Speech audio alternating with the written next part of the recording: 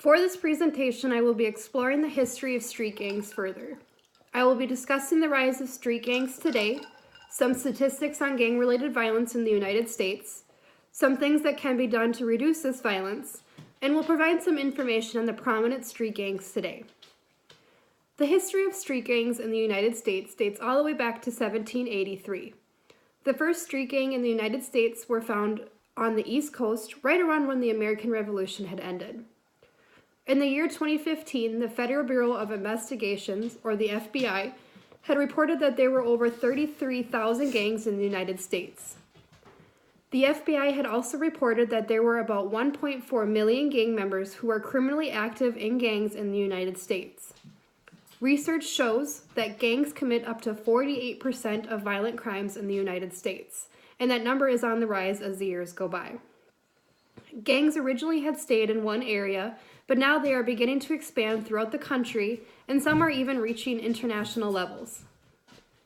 Street gangs in the United States is a very real issue to our society. These gangs pose a domestic threat to many communities across the United States. The goal of this research is to dig deeper into the history of street gangs to see how they have evolved as our society has evolved. There are many prominent street gangs today, and the number of United States-based gangs are on the rise. It is important to understand why people join gangs, how they have evolved, and what the statistics are of gang-related crimes to understand what programs would work best to help stop the rise of gangs. Street gangs in the United States has a history that dates back to the American Revolution. Gang activity back then was split into four major regions of the United States: the East, the Midwest, the West, and the South. In the Northeast, the first gangs had emerged right after the American Revolution. But these gangs did not have people who were seasoned criminals. These people were younger Americans who were fighting over territory. The more serious gangs had began forming in New York somewhere around 1820, according to the National Gang Center. A lot of the gangs that were created in the Northeast and the Midwest were created and fueled by immigration and poverty in those areas. New York and Chicago are cities in the United States that were and still are dominated by gangs. In the 19th century, Chicago had become an industrial hub, and the city's capacity to produce gangs was enhanced when it had recruited a large labor force from peasantry, Southern and Eastern Europe, according to the National Gang Center. The gangs that were created and that flourished in Chicago had emerged from the same immigrant groups that had created the street gangs in New York City. There are many reasons as to why people join street gangs. One of the biggest reasons is because of the overall attractiveness of the gang. If a person joins a gang, they typically gain prestige or status among their friends, and especially from girls.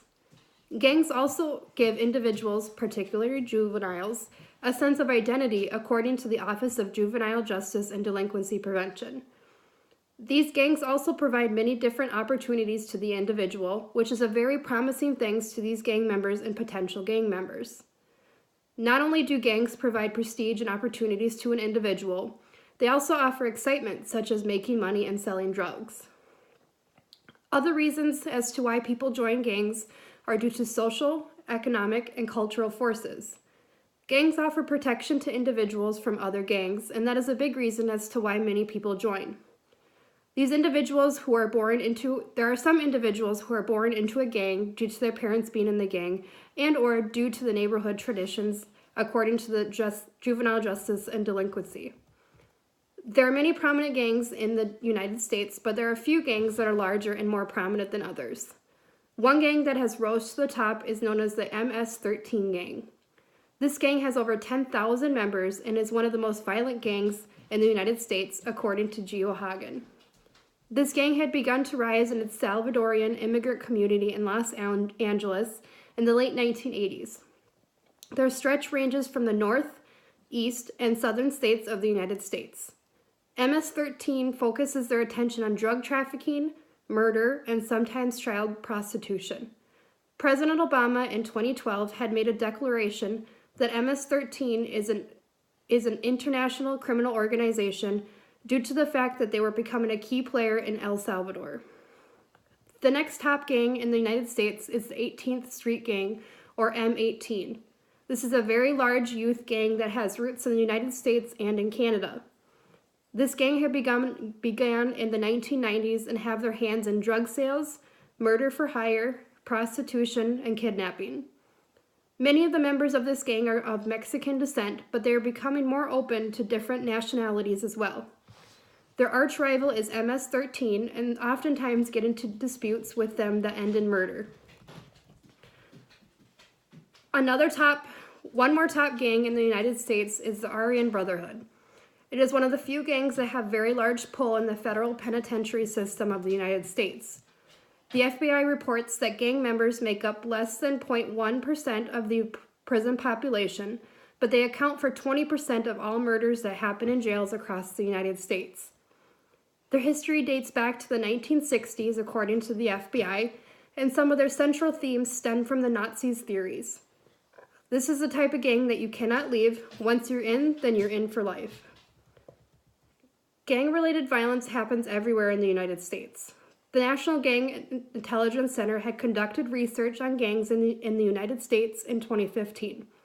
They had found that approximately half of respondents reported that street gang membership and gang-related crimes increased in their jurisdiction. The study had also found that 1/3 of the jurisdictions involved in the study had reported an increase in the number of threats to law enforcement they had received. Many of the attacks that had happened against law enforcement and other judicial officials were violent and brazen.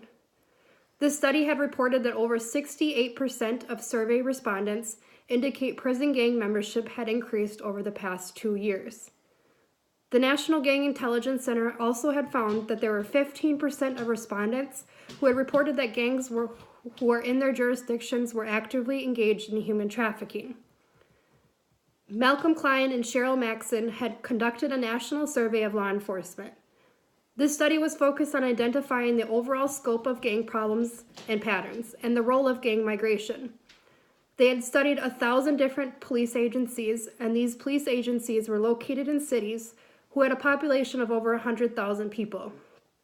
Klein and Maxson had asked the respondents if there were gangs in their jurisdictions. Their definition of gangs for the studies is a group of youth who see themselves as a group that is recognized as such in the community and whose criminal activity participates a response by the community or law enforcement. If there were gangs in the jurisdictions, then they moved on to ask when the gangs first emerged and if there had been any individuals who joined a gang in another place but relocated to their jurisdiction. The study had found the following results. There were 58 cities that had gangs in their jurisdictions by the year 1960. By 1970, 101 of the jurisdictions had gangs prominent in the city. 179 cities had gangs in their jurisdictions by 1980. In the year 1992, over 760 of the jurisdictions in the study had prominent gangs in their cities. This study had provided an early documentation of proliferation of street gangs in the United States. The National Youth Gang Center, or NYGC, had provided a more systematic and current assessment of the rise of gang-related problems. The first year that NYGC had conducted a survey was 1996. This survey had utilized law enforcement agencies across the United States and focused on the overall gang presence in that area and the number of gangs and their members in their jurisdiction. By the year 2007, the NYGC had found that there were over 3,550 different jurisdictions that all had experienced gang problems. During the annual study for that year, it was found that there were 788,000 gang members and 27,000 gangs active in the United States. Today, gangs are becoming progressively more clever in the ways that they make money. They have been leaning away towards drugs and towards white-collar crimes in order to make their money. In the year 2015, according to Colleen Long from the Associated Press, the Van Dyke Money Gang from New York had made off with more than $1.5 million that year. They had not used robberies or drug running to make this money. They had used a Western Union money order scheme. Long had also reported that there were 111 New York neighborhood Crips in New Jersey that he had utilized a machine to make dozens of fake gift cards for grocery stores, pharmacies, and various hardware stores. A gang in South Florida had figured out a way to steal identities, and then they had figured out that they were able to use those identities to file false tax returns to make money. Long also had found that grand larcenies in New York City had accounted for almost 40% of all crimes that were committed in 2014. There are some gangs that actually recruit bank account owners to help them cash phony checks. They also had learned to pay off employees that are crooked in order to skim credit card information using handheld readers. The main thing that sets gangs apart from other community groups is that there is an oppositional culture that runs in the framework of gangs. When all members of the gang share a mutual rejection, then the group cohesiveness and the intradependency increases. According to Klein and Maxon, crime and gang identity are mutual reinforcers. When a group starts to become one that is more gang-like, then there will be an increase in orientation to illegality. A key unifier for members of any gang violence and violence holds a symbolic value within many gangs across the United States. Violence can cause a spark in youth to join gangs, and oftentimes members of gangs will tell potential youth members that they will offer them protection from violence if they join.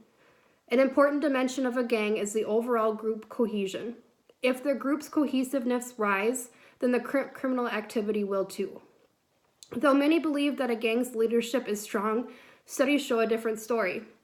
Scholars had found that a gang's leadership is typically unstable and is shared among many different gang members.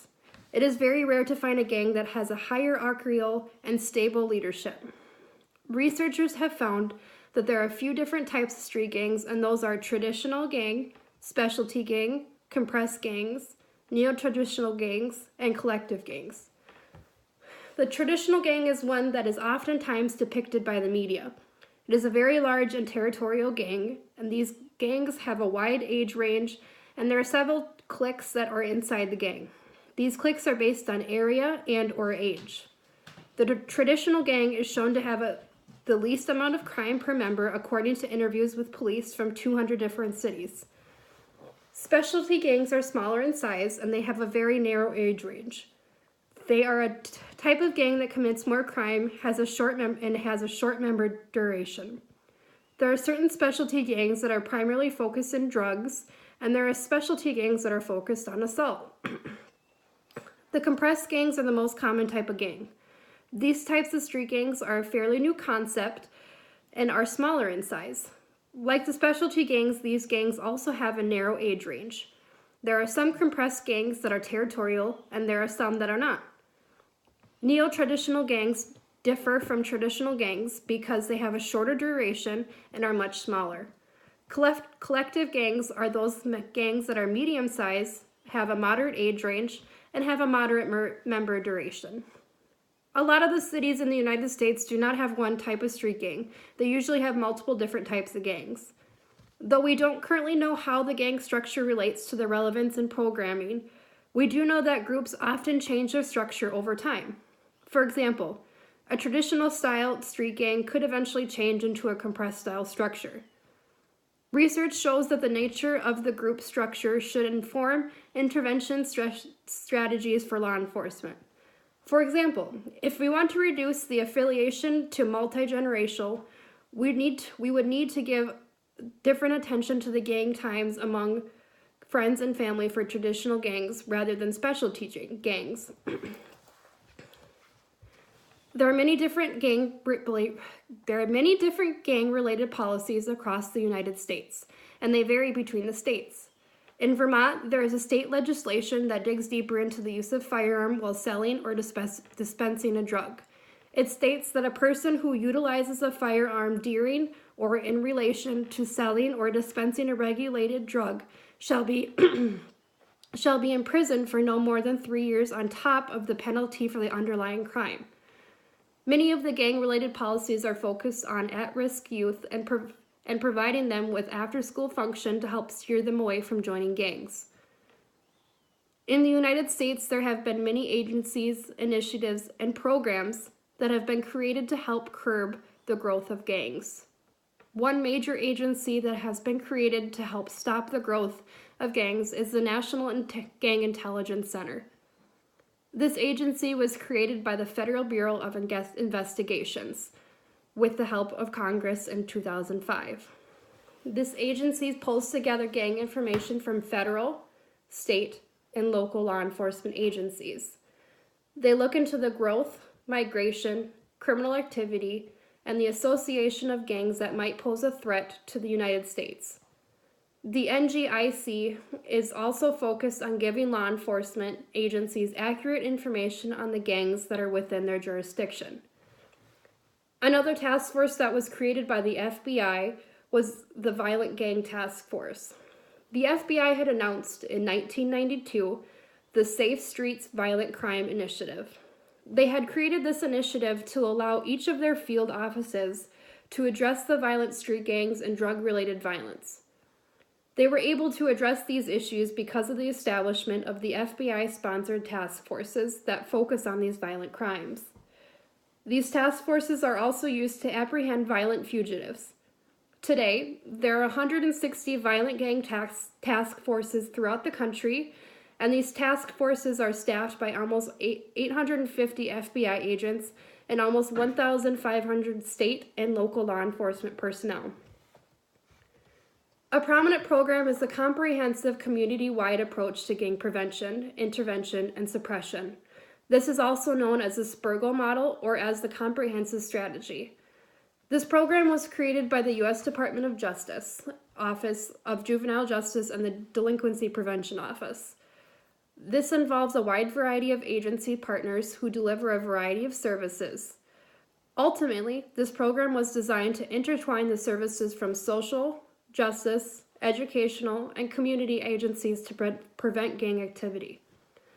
When thinking about how to end gang violence and end the rise of gangs in the United States, a lot of people immediately think about juveniles.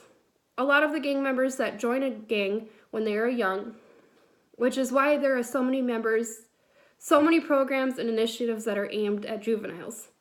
One prominent prevention program that is aimed at targeting juveniles is the Gang Resistance Education and Training Program, or GREAT. The GREAT program is a gang prevention curriculum that is taught in the school. This is aimed at middle schoolers, and it enlists the help of local law enforcement to help teach this curriculum.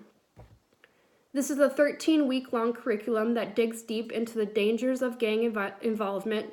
Some things that they emphasize, according to the Office of Juvenile Justice and Delinquency, are cognitive behavioral training, social skills development, refusal skills, and conflict resolutions. This curriculum can also be offered at an elementary school setting and is also offered for families as well. Recent programs that have been created in relation to anti-gang initiatives was the creation of the National Forum on Youth Violence Prevention, which was created by President Obama and the Department of Justice and Education. This was created to help stimulate a national conversation that talks about youth and gang violence. This program is helping to raise awareness, make people know about the issues of youth joining gangs in the United States. This was also created to help give law enforcement the capacity to effectively address the youth violence in their area. Programs that are designed to prevent gang membership should also be placed into communities where there is a need.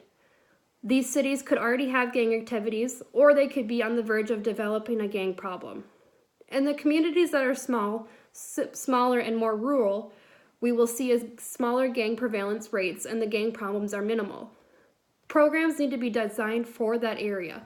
There are some programs that will work better for the urban and inner neighborhoods, and some that would work better for the rural communities. These programs have to include a full range of people who join gangs, and that includes females and the non-minority youth. All prevention programs should target those juveniles who are aged somewhere between 10 and 14, because after the age of 14, juveniles move into the peak period of joining gangs. Programmers have to ensure that they do not create contamination effects from bringing gang members or those youth who are not in gangs together. All activities that reinforce the status of a gang and gang membership need to be dismantled. As the rise of street gangs continue, our public policies have to change. We have to realize that our resources have been expended in law enforcement efforts to suppress gang crime and increase penalties for gang membership. Research also has shown that these programs have the same level of effectiveness as prevention and treatment strategies. The resources that we need to do are to push independent evaluations for the purposes of learning what programs and policies actually work. Once we know what actually works, we will be able to address the social costs of gangs. Thank you.